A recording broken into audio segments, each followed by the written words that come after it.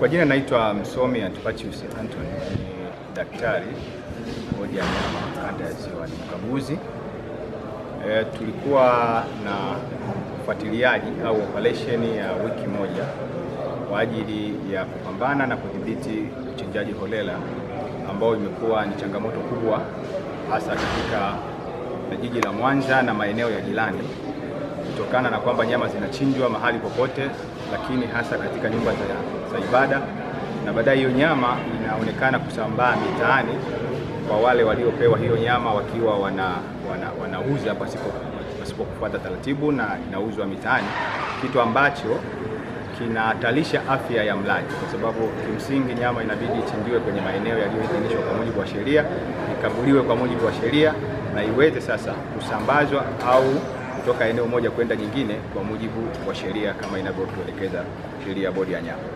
Sasa baada ya kufanya ukaguzi huo, kutokana na taarifa mbalimbali tulizopata kutoka kwa watu na uchunguzi wetu wa ndani tuliofanya, tukabaini kwamba kuna makundi mbalimbali ambayo yanaendelea kuchinja kwenye maeneo mbalimbali ya jiji la Mwanza.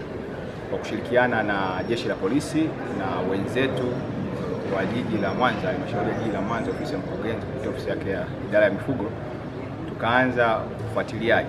Kwa bahati nzuri tumebahatika kuwakamata watu wasiopungua 9, watatu wakiwa wana asili ya Kiarabu na wengine ni wa Tanzania, lakini kutoka maeneo mbalimbali nje ya jiji la Mwanza. Kwa hiyo wale wamekamatwa kama watuhumiwa na kufunguliwa mashtaka kwa mujibu wa sheria ya tasnia ya nyama na sheria nyingine za sekta ya mifugo, kwa maana sheria ya ustawi na haki za wanyama na sheria ya magonjwa ya wanyama. Kwa baada ya kuwafungulia mashtaka, tukawa tumeandaa charges kwa ajili ya kuwapeleka mahakamani, lakini kwa bahati mbaya au nzuri, ili swala likawa limehusisha na utoaji wa sadaka zinazoendana kwa imani ya dini ya Kiislamu.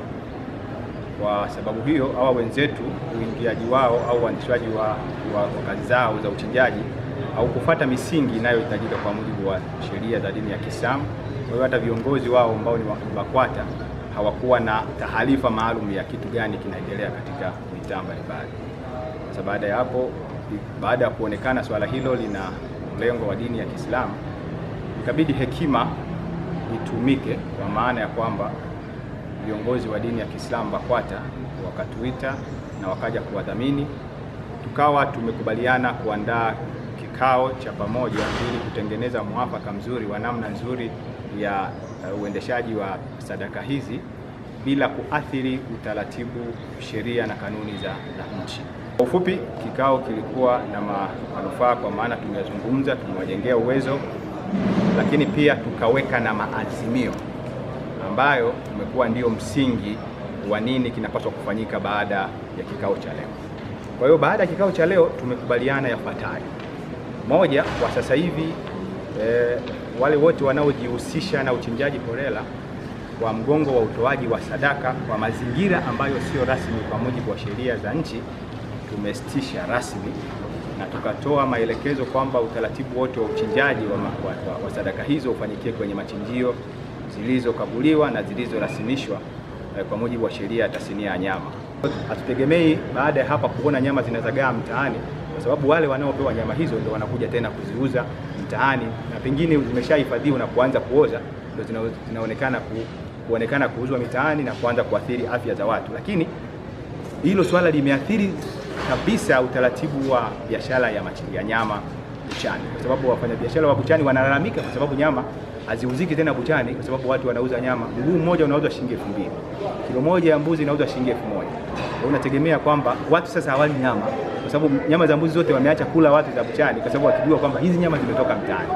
Watu tatu ambao tumekubaliana ni kuzidi kuongeza ushirikishwaji wa taasisi hizi zote ambazo zilikuwa zinajihusisha, kuhakikisha kwamba sasa kinachokwenda kuwa kinafanyika kwa utaratibu unaokubalika, lakini mwisho wa siku atakaye kuja kubainika hatatumia tena nafasi ya mgongo wa dini, bali atakamatwa kama mtuhumiwa. Operation zimefanywa na wakaguzi wa nyama kanda ya Mwanza ambao walikuwa wanafanya ukaguzi wa uchinjaji holela wa mifugo ambayo ilikuwa unaendelea katika mkoa wa Mwanza. Na baada ya ukaguzi kufanyika, watu waliokuwa wanaendelea na biashara ya uchinjaji wanyama holela walikamatwa, na walipokamatwa na kufikishwa kituo cha polisi. Sasa taratibu za kuwafikisha kwenye vyombo vya sheria zinaendelea, lakini kabla ya kufika kwenye vyombo vya sheria, ikiwa ni kuwapeleka moja mahakamani, watu hawa walikuja bodi ya nyama kwa ajili ya kuomba waweze kusikilizwa hoja zao, kwa nini wamekuwa wakiendelea na uchinjaji. Kwa sababu uchinjaji huu uliokuwa unaofanyika mkoa wa Mwanza una imani za kidini kwa ajili ya kutoa sadaka. Sasa waliweza kuwatumia mashehe wa mkoa wa Mwanza kwa ajili ya kuomba kuweza kupata suluhu ya jambo hili, kwamba wakiomba kusamehewa kwa makosa ambayo wamefanya kutokana na uvunjifu wa sheria. Uchinjaji wa wanyama unaongozwa na sheria. Kuna sheria kama 3 ambazo zinasimamia uchinjaji wa nyama. Kwanza kuna sheria ya magonjwa ya wanyama ya mwaka 2003 na kanuni zake za mwaka 2007, ambayo inataka kwamba uchinjaji ufanyike mahali maalum kwenye machinjio. Na vile vile kuna sheria ya ustawi wa wanyama,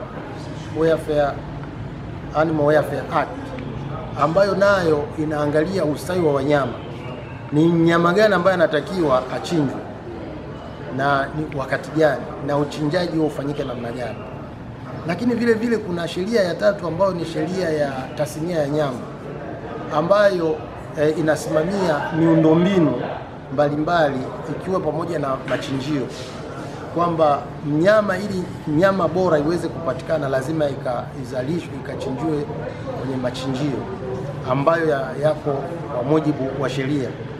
Sasa uchinjaji uliokuwa unaoendelea na ulikuwa ukiendelea kabla ya kukamatwa hawa watu wanaoendeleza hivi vitendo vya uchinjaji holela, ulikuwa unafanywa katika maeneo ambayo sio sahihi kwa mujibu wa sheria zetu 3 nilizozitaja hapo awali. Badala ya kwenda kuitumia, wamekuwa wakienda kuiuza mitaani. Kwa hiyo umekuta kwamba usalama wa ile nyama, ikizingatia nyama